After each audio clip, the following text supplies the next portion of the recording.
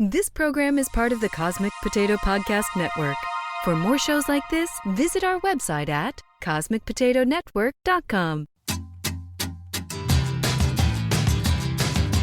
Watching television, watching television. Watching television, watching television. I need all the image, I need all the sound. I know the info right into my mind. Hey everybody, welcome back to Trial by Pilot. This is the show where we judge an entire series of television and the work of hundreds on one episode. I'm Bill Lynch.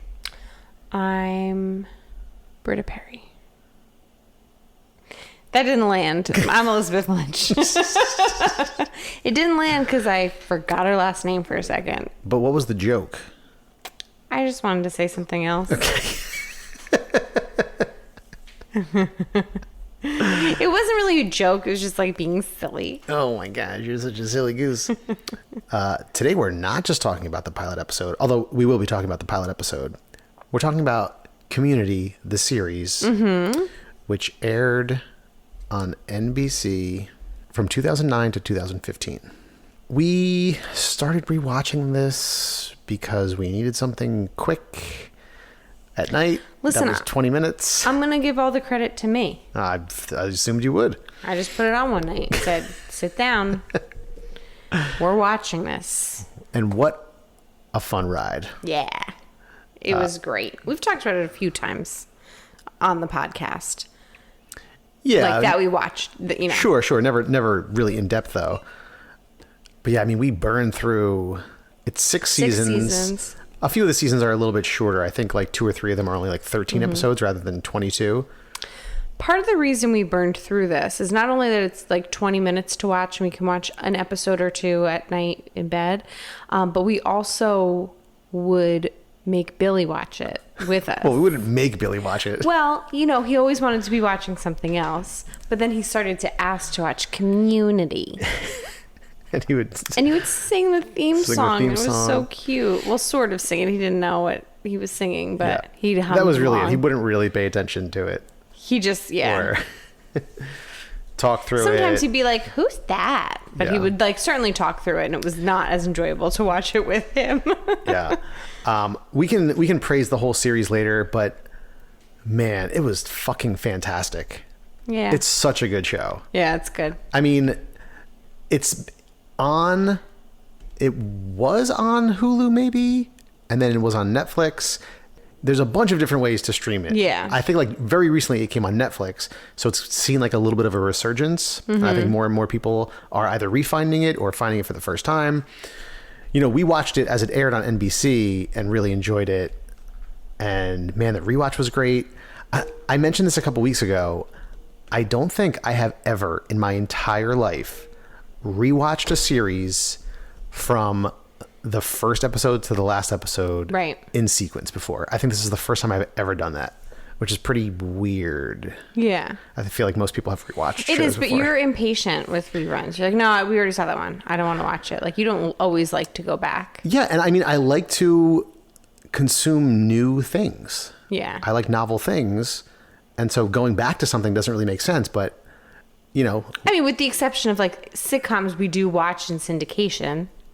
You Sure. watch those, but... Oh, I mean, you know, in my you know. in my 20s, I probably saw every episode of Seinfeld 10 times. So, but does that count as a rewatch? Not really. You know, you're just watching random episodes here and there. Right. But anyway, I digress. Let's talk about the pilot to Community, and then we'll talk a little bit more about the series and the characters and our favorite XYZ and have some fun with it. The first episode is entitled Pilot. Oh. Just How concise. Yeah. It starts off and we see the text Greendale Community College, 3 blocks from your home. I think they eventually established that it's in Colorado. Yeah, it's in Colorado, Okay. but for a long time I was like, did they say it? I don't know. Yeah. And Dean Pelton is giving a speech on the first day of class. We just watched this whole series, including the pilot, and then we rewatched the pilot for this. And as soon as Dean Pelton came on, I was like, oh, I know. I love Dean Pelton. Especially in the beginning. Yeah. Like, all these characters are so good, like, right in the beginning. Yeah. There's some things. And so he's giving a speech on the first day, and he goes, a lot of people think community college is just for high school dropouts and 20-somethings without jobs and elderly people, blah, blah, blah. And, they're panning around to like Troy and Britta and Pierce. Right. And he goes, now that's what you've heard community college is for, but I wish you good luck. Yeah. And he's like, wait, I must have dropped a postcard. Oh, Dean Pelton. And then we meet Jeff and Abed.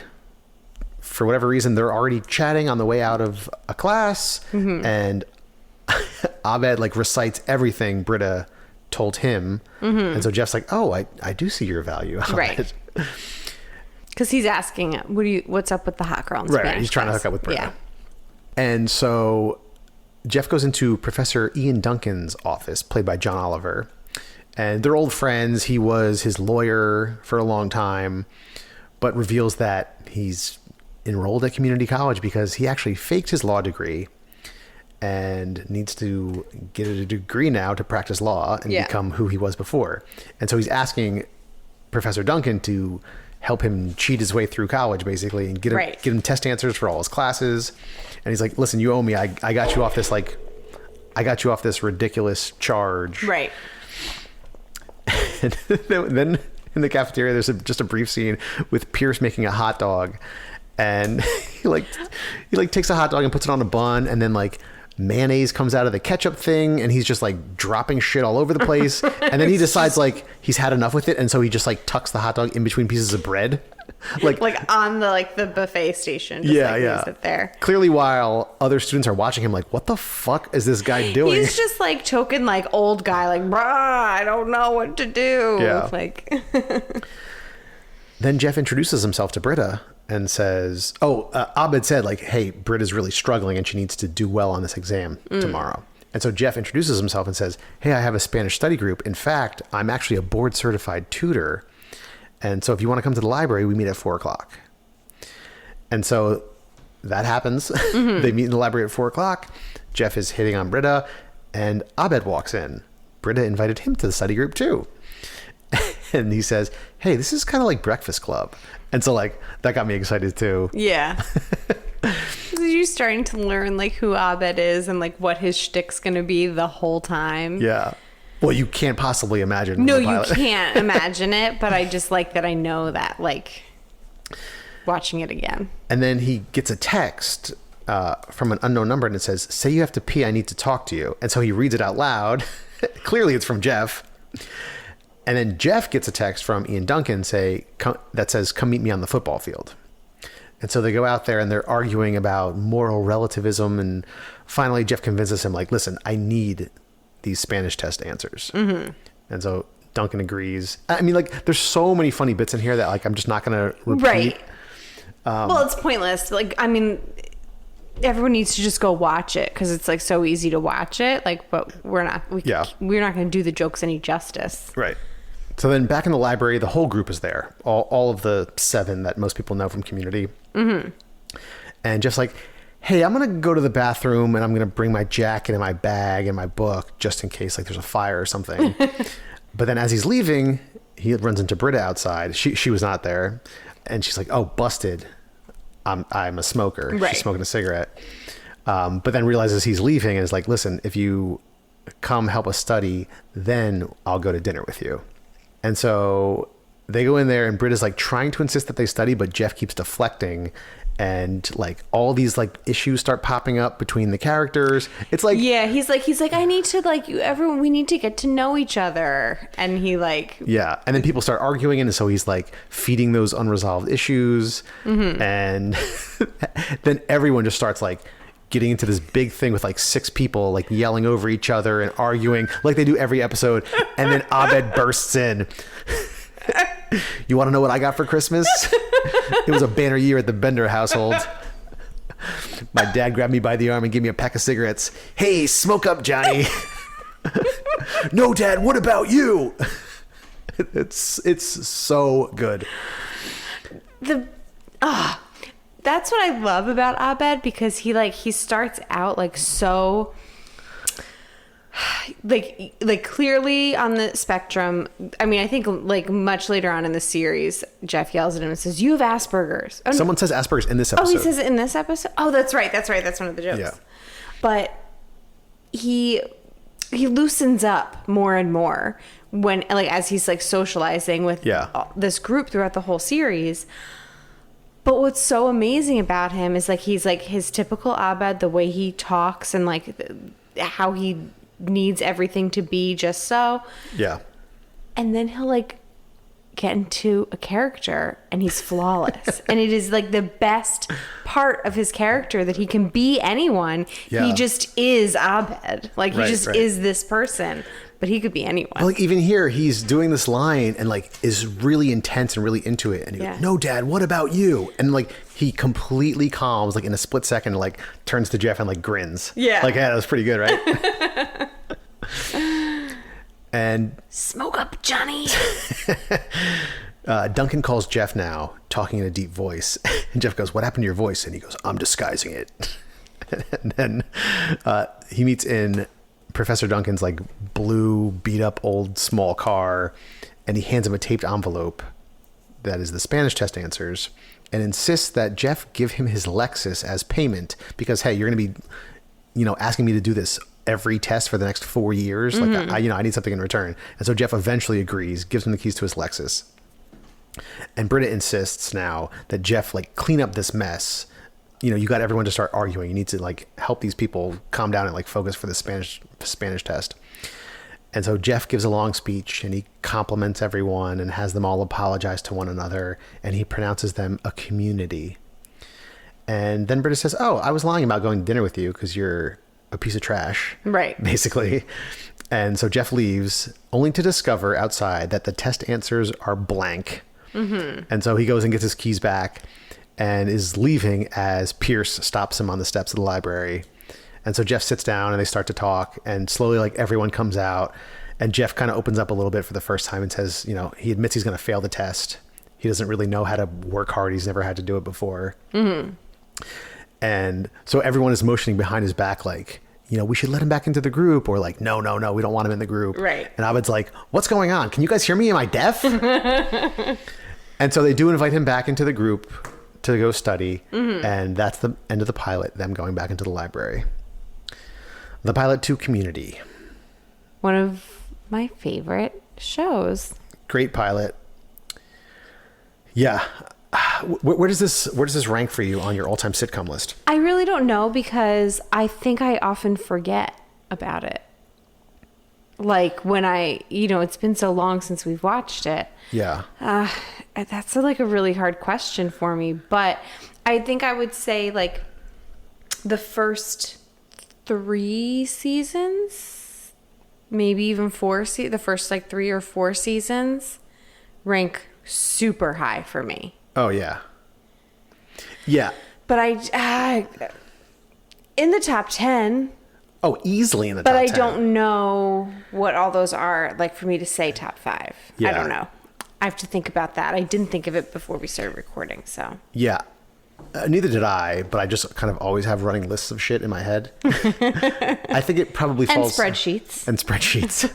They're like in my head and like also in my Google Drive.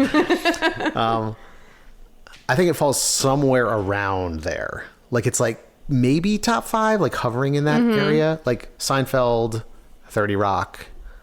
There's a couple, and then like after that, I feel like there's a big group that like could be interchangeable. Right. Like Good Place, Brooklyn Nine-Nine, Community, Parks and Rec. Yeah. I think a lot of people agree, and so do I, that the last 2 seasons of Community were not the best. Right. It dragged on. With that said, there are still great episodes in both seasons 5 and 6. Yes. There are still moments in both of those seasons where I was cracking up audibly. I mean, it's still a good show. Yeah. But like you said, the first 4 seasons, and like I think like 2 and 3 were probably like the absolute pinnacle, like fucking perfection. But 1 through 4 were so good. Yeah. It was a show about community college. It should have just been 4 seasons. I know, but that's the joke. I know. Yeah. But I liked what they did with the last 2 seasons with bringing on that additional character. But they struggled there for a little bit because Troy left. Yes. Pierce left. I think Troy leaving was probably the bigger downfall because Troy and Abed were like such a duo, such a great duo, but for both of their like personal growth, it made sense that, you know. Yeah. Yeah. Obviously, it was probably, you know, Danny Glover was like, I'm going to do something else, but they made it work in the show, right, you know. Right. Just like the replacements with them struggling, like who's going to come in, didn't really work. Yeah. Yeah. So we talked about this a couple weeks ago. I don't remember why. We were praising Community and we said like, okay, maybe it's not that perfect. There's like racist stuff in there and sexist stuff. I've been thinking about that as we finished the series and like rewatched the pilot, and I've been like watching other things and reading other things. I just don't know. I don't know what's right. I know. You know, like I don't know where society and our culture is going to land. Like what is okay to joke about? Mm-hmm. You know, there's so many jokes in this show. Even in the first episode, Pierce is like sexually harassing Shirley, but it's always in, first of all, a joke should be funny. It shouldn't be just like a racist or sexist comment with no punchline. Like it has to be funny, first of all. And in this show, it's always in the context of like calling it out. Yeah. Like he says something racist or sexist and it's a way for someone else to say something funny and call him out for being wrong. Yeah. So is that okay? I don't know the answer. Yeah, I was talking to my friends about this the other night because another Michael and Ben, I mentioned that we watched it, and Michael and Ben were like, oh my God, we just started watching it. So they're like, you know, at least in the first season. Yeah. And, you know, we got on that topic, just that like sometimes it's like a little cringy to watch. It's a little uncomfortable, some of the things that they say, and it's like, wow, like, and that wasn't that long ago. And just like how much has changed. And we were just saying, like, you know, they're always self-aware about it. But one of my other friends brought up, like, that sometimes like a little bit of a crutch, like that's like a way you can say the joke if you also acknowledge that you shouldn't have said that thing. You know? Sure. Yeah. Yeah. But this show is also so, it's unique in that, like, it for sitcoms, it's so hyperbolic. It's so extreme. Yeah. And these characters are like completely like on like the complete extreme outskirts of their character. Do you know what I'm trying to say? Sure. Like caricature. Yeah. I guess it's a better way to say it. I'm like have my hands moving, like no one else can see it but Bill. They're like right at the edge of what's realistic for a character. Like imagine a character but like blown up, like even more, like bigger personality, extreme features, very large nose, big breasts. They're playing with a beach ball. Yeah, I know what you mean. I can't remember where or who I read this article from a comedian who I think was like really big in the 90s. And he said, you know, I get it. Things have changed for the better. It's absolutely right that they have changed. But to go back and like look at some comedian stand-up special from like 1997 isn't fair to them, because at that time, society and culture not only said that those things were okay, but like forced people to make those kinds of jokes because that's what society told them was funny. Right. You know, which doesn't necessarily make it right, but like how far back do we go? And like, even that, I don't know if that's right or not. I'm just like, there's so many different perspectives. I think we were talking about that with my cousin, Tom. He brought that up. I think maybe it was David Sedaris who said that. I think that's what we were talking about. Vaguely familiar. Yeah. But, hi Tom, friend of the pod. Yeah, I don't know either, because you don't want to allow for bad behavior if it's hurting somebody. You know what I mean? If it hurts a whole group, that's not. But how big does the group have to be to make the joke okay? What if it only Right, offends right. one single person? Right, You know, right. like there's no, I don't know. There's no hard and fast line, and there never will be. It's all just what we deem as a society is okay right now, right? Yeah. Right. Well, because it all changes, and clearly it has changed a lot. Yeah. Since this show aired first, but aside from that, it has some problematic jokes.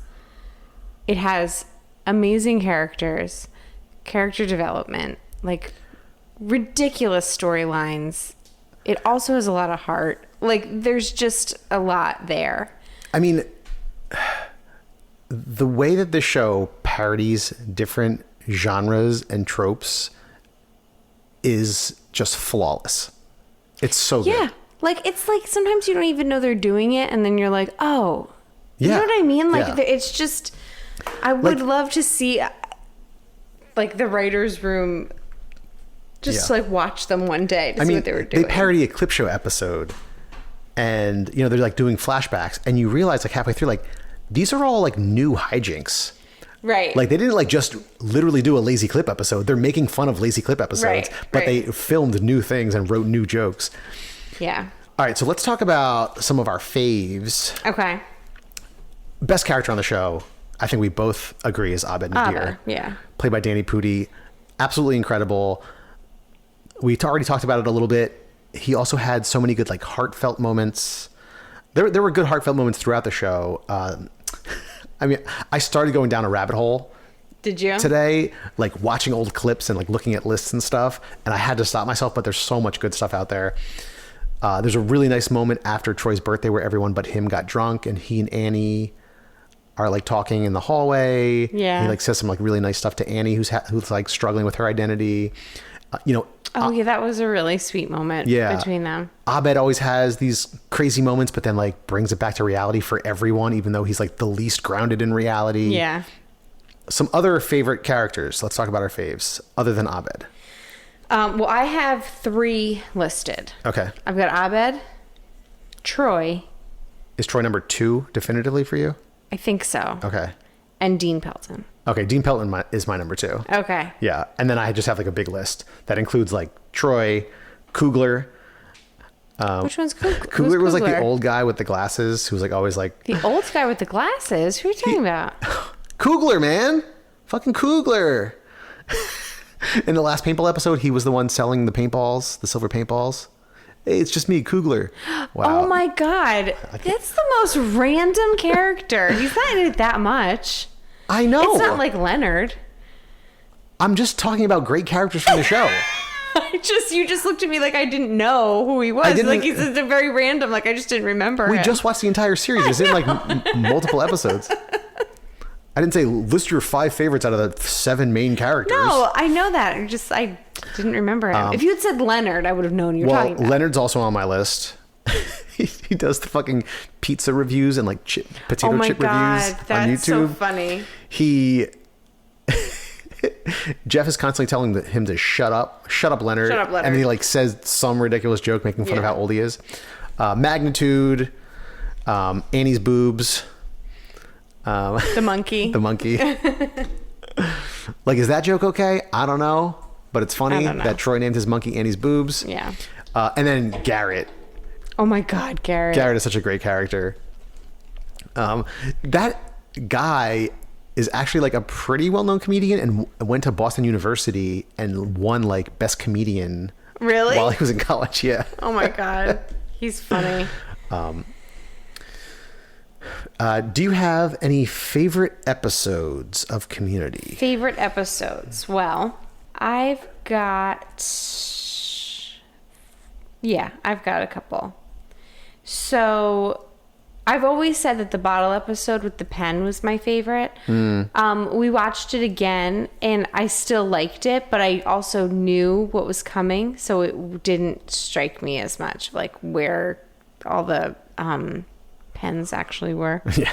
That was kind of funny in the beginning. So I have some new ones.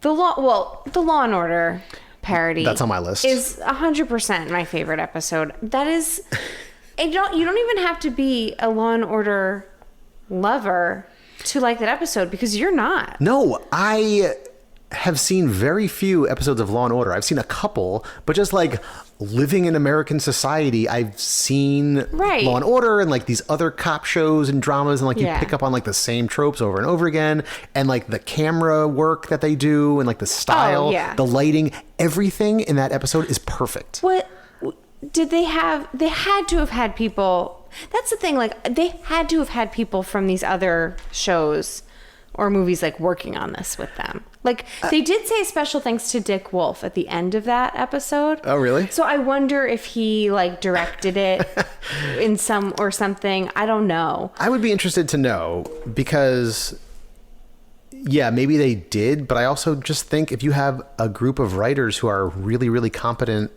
and well-versed in television, you can probably just like pick up on these like general things that like every show does and then play it up and make it funny and write jokes about it. I mean, Oh, okay. Hold on.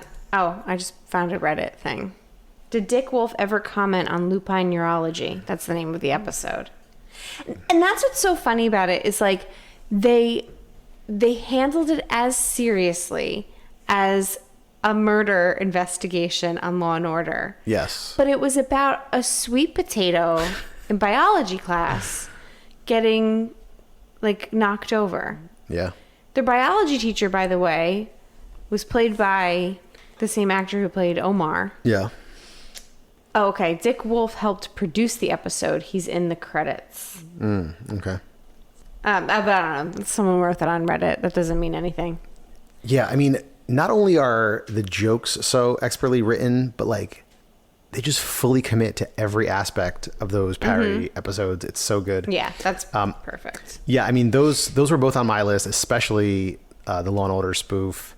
Some of my other ones are like everyone loves Modern Warfare, the paintball Yeah, episode. that's a great one. Remedial Chaos Theory, where they roll the dice, and the Darkest Oh, Timeline. I forgot about that. God, that episode's so good. And I've been thinking about it so much because like everyone keeps saying that like 2020 is the darkest timeline. Yeah.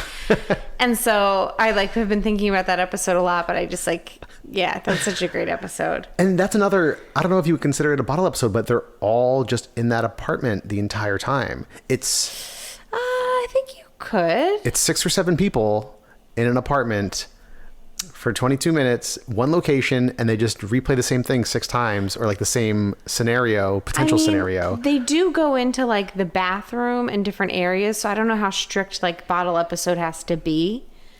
Do you know what I mean? Sure. I don't know. That's really it, though. It's just the That's kitchen, it, living yeah. room, and the bathroom. Just like the pizza guy showing up, and like 6 Oh my times God. or 5 times, Britta comes out of the bathroom like high as a Yeah. kite. Oh my god. I also really liked the mob movie one with the chicken fingers. Oh, that It was a- good. I've always wanted to be in a mob movie. That was good. That was great. Also, the Sophie B. Hawkins dance. I love that. Sophie B. Hawkins.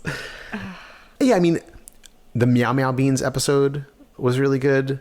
The app development one, that was from season 5. That was really funny. See, I didn't like that episode as much. Oh, really? Yeah. Regional holiday music from season 3. What's that? With Taron Killam when they were making fun of Glee. Oh, yeah. And they kept talking about regionals. Yeah, And like yeah. they would like slowly like suck the next member of the Yeah. group into the Glee club. The pillow and blanket fort fight. You know. Oh, I forgot about. We just watched this. I'm forgetting about so many episodes. Yeah, there's so many good episodes. I love that because they did that like documentary style. Like, Yeah. it's just so like they never phoned it in. Yeah. That's what's so great about this show. Like there was so much work in each one. They didn't have a lazy episode. Yeah. You know. What are some of your favorite moments? Do you have any like specific favorite moments? Yes. Okay. A couple.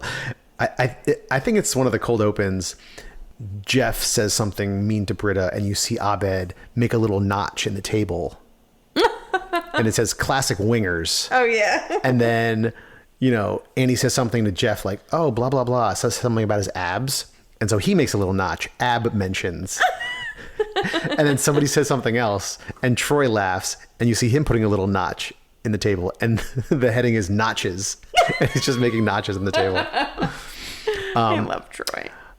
Abed and Jeff at dinner for Abed's birthday, where Jeff has the surprise party and Abed like really like opens up to him, but then it turns out he's just doing a bit the whole time, and he gets Jeff to open up to him, but then it turns around and then Abed and him have it like, yeah, it's so good. Yeah. Abed doing Nicolas Cage.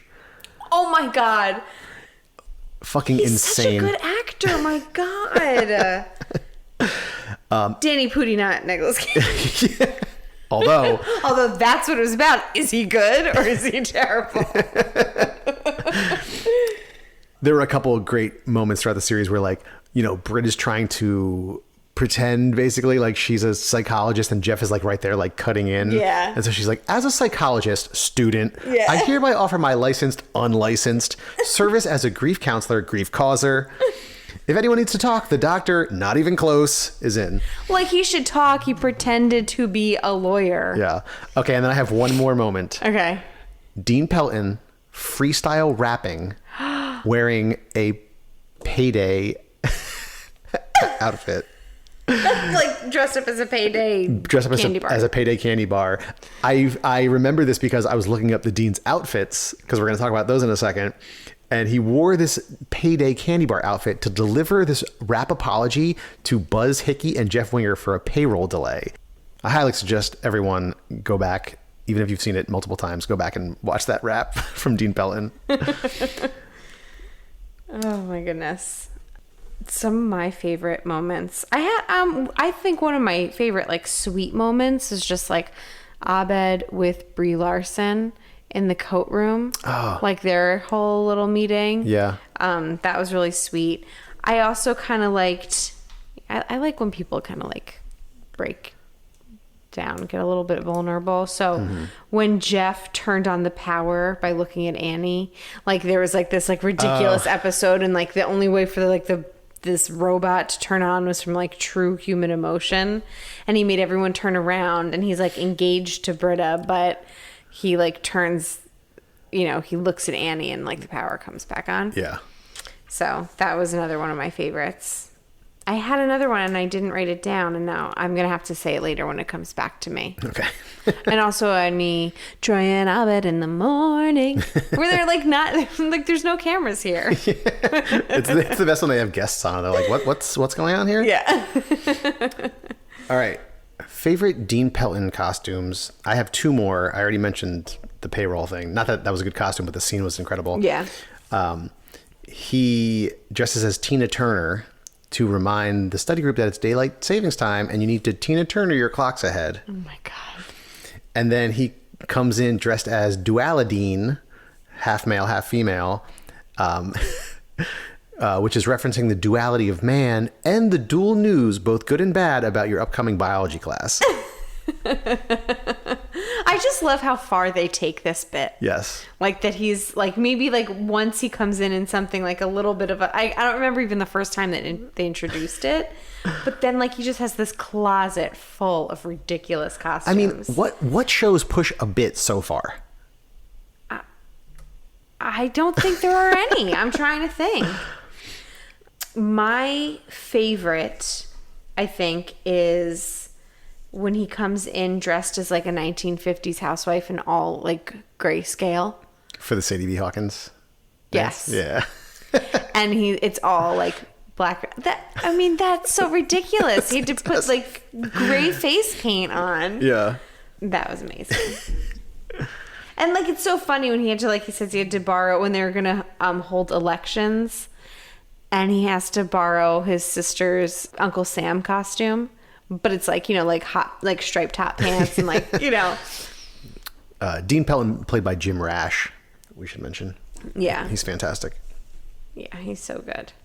It's just so funny because often it's just to deliver like one stupid line. It's always to deliver one stupid line. You know, yeah. Well, like the voting one, he like wore that costume for like the whole episode. Sure. But like usually like the whole bit is he just like comes in to see the study group because they're like, That's the other thing I love about this, because often, like, I would watch this and I'd be like, what is the big deal about this study group that he's got to come in and tell this study group something? But, like, that's the trope. Like, they're the main characters of the show. Everything revolves around them. It's like Saved by the Bell. Like, Mr. Belding only talks to these 5 students or whatever. Right. It's just, it's so funny. Who? Oh, you have another one? One more moment when Magnitude gets shot in one of the paintball episodes, and he goes, God. Pop, Pop, and then he pretends to die, and now it's like, Pop what? Pop what? No, it was Troy. Oh, Troy. Troy's like, what? What was he gonna say? Who's your least favorite character? I mean, probably Shirley. Oh, okay. Who's yours? Jeff. Really? Oh, I dislike him so much. Well, yeah, I mean, he was supposed to be a jerk, but he's a jerk. He's a crank. He's so like, there's nothing, like, he doesn't have anything redeeming about him. He was like the quasi straight man, but he was like, so fucking cranky. Wow, I'm very surprised. I like his character. No, I mean, it's funny, like, you know, Joel McHale's funny. I just felt like he played like Joel McHale.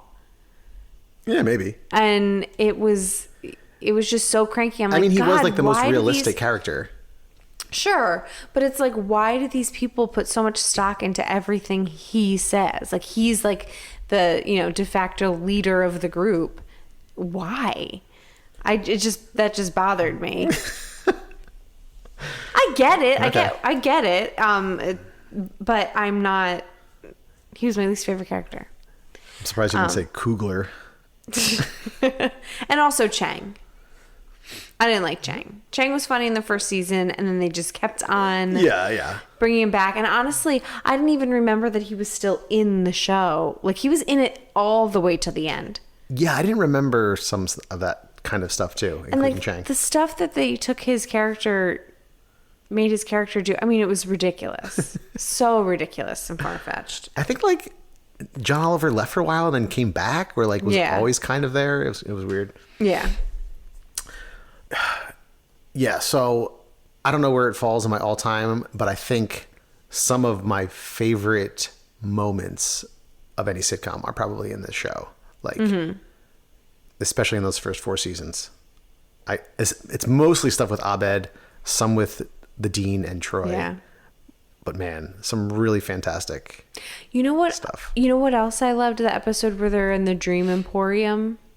Yeah. Where they have that, like, that second bedroom painted, like, I mean, what do you call that?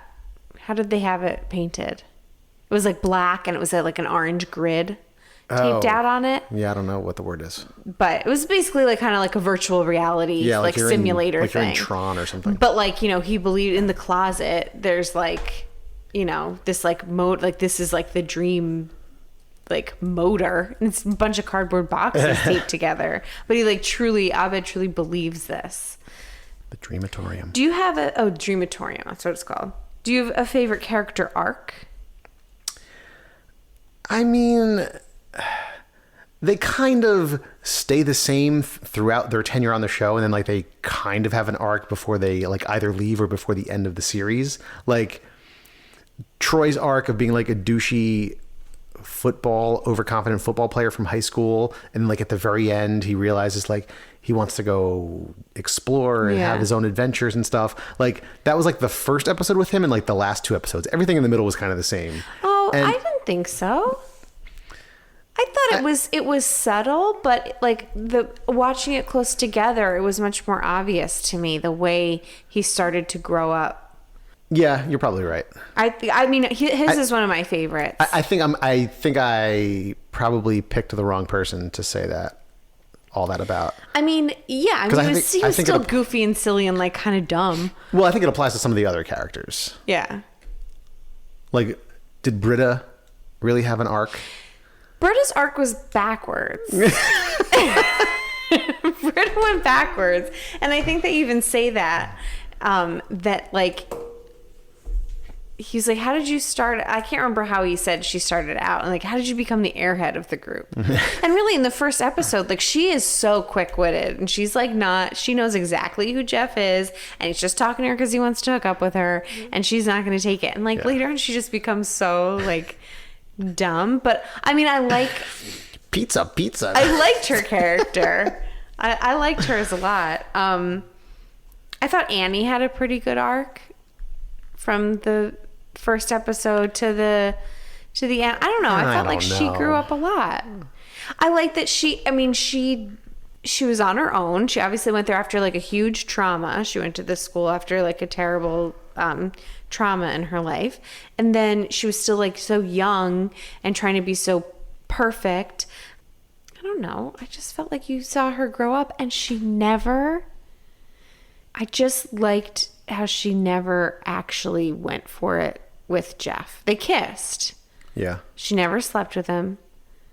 There was something that she knew, like she was just like smarter. Yeah, 'cause it was creepy as fuck. Well, it was creepy as fuck, but like she was like in love with him. Yeah, I don't think I remember. But she was smart about it. She's like, this is not. I don't think I remembered how old they were all supposed to be.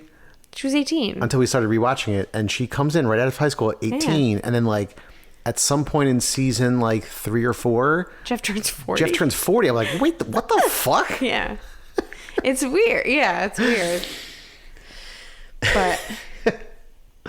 But she just became so much more mature as it went on. Sure.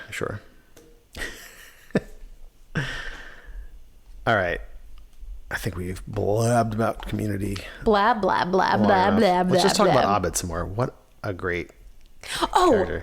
Thank you for saying that. Now I remember my other favorite moment. Okay. When they're trying to set Abed up with a girl. There's that girl that they're like, oh, she likes yes. you. And they're trying to teach him like how to like talk to women. Like, okay, practice on me.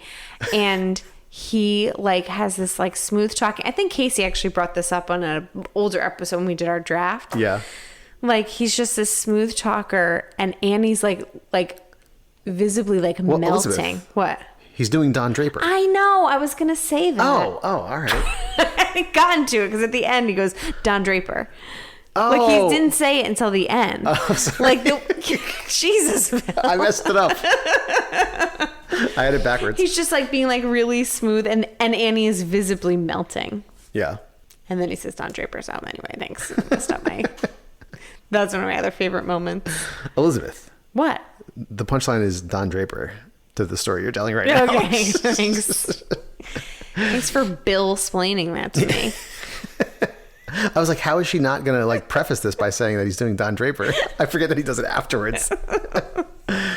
Yeah. We just watched it. God, Bill. Yeah, well, you don't remember. Kugler. Who the fuck remembers Kugler? Yeah, Casey took Abed in our sitcom character draft. Yeah. I don't remember what round. I think it was later. Like, I feel like if we did that now, I would take him earlier. He was on my list. It was pretty early because I think he was on my list and he got him. Well, no, I think it was late because he took Jeff Winger early. Oh, yeah. He had the worst team. Well, except for Abed. He had like Dennis Reynolds and Jeff... someone that from a show that like we didn't watch. I didn't know. Well, that that's character. fine. No, I know. I'm just saying it wasn't like a recognizable character. All right, everyone. So if you have not watched Community, go watch it. Unless you are just completely devoid of any sense of humor and you just like dry crap and nothing goofy or witty at all, you miserable lump of crap. This is Bill doing his best Jeff Winger impression. Yeah, fantastic show. I can't recommend it enough. And we just watched the pilot to 30 Rock. So Which I didn't remember whatsoever. Oh my God, that was a long time ago. I know, but I had no memory of it. I'm like, did I ever even see this pilot? Like, I don't remember when I started watching 30 Rock now to come to think of it. 30 Rock was 06. Yeah, like maybe I didn't watch the pilot. Maybe I just started watching it randomly in college or something. Yeah. So my hope is that we're going to rewatch 30 Rock and then we'll do the pilot at the end of that. Yeah. Because that is an all-time favorite of mine. Yeah. Yours too? Oh, yeah. No, I love that one. That's a great show. It's time for our segment. We're just a couple of dopes who watch TV, but there's also important stuff happening in the world. Or as Susan suggested, how about slightly more important than TV segment? I think we're going to pass on that. Thank you, Susan, for the suggestion. Again, now I feel like I need to restart it. And so this is the segment. We're just a couple of dopes who watch TV, but there's also important stuff happening in the world. WJACOD, WWTV, BTAISHITW for short. If you want to tweet at us with ideas for this segment, you can hashtag WJACOD, WWTV, BTAISHITW. This week I have an organization. It is Got Green. Obviously, there's a lot of stuff happening in the world, and this year, to no one's surprise, for those that know me, I tend to view those things with an environmental conservation lens, and those issues are no different than any other in that communities of color and low income tend to feel the brunt of them more than anybody else, especially affluent white communities. Mm-hmm. And so Got Green, this is like their little overview. Got Green builds community power by waging visionary campaigns at the intersection of racial, economic, gender, and climate justice that incite community participation, provide a pipeline of leadership development for directly impacted communities, and engages in direct action. It's a lot of buzzwords, right? Yeah. But they have 3 committees that kind of tell the story of what they're really doing: food access, young leaders, and climate justice. You can go onto gotgreenseattle.org. I guess they started in Seattle, but now they're a nationwide organization. Okay. Which is unfortunate that that's still their, they're still URL. But you can donate. You can read all about their resources and like the 3 big tabs with those 3 things I just said. Food access, making sure that all of these communities have the same access to food and natural resources. Young leaders, inspiring people of diverse backgrounds to become involved in climate justice, which is the 3rd big focus. So that's the one for this week. We will link them in our social media accounts today, tomorrow, sometime this week. All right. Cool. And if you have suggestions on shows for us to watch, you can email us at trialbypilot@gmail.com. You can find us on Facebook, Instagram, and Twitter at trialbypilot. And please go on to Stitcher, Apple Podcasts, Spotify, wherever you're listening to this. Subscribe to the show, leave a review, and tell a friend. And thank you to the Beats for providing our theme music. Thanks, Beats. Bye. Bye. Watching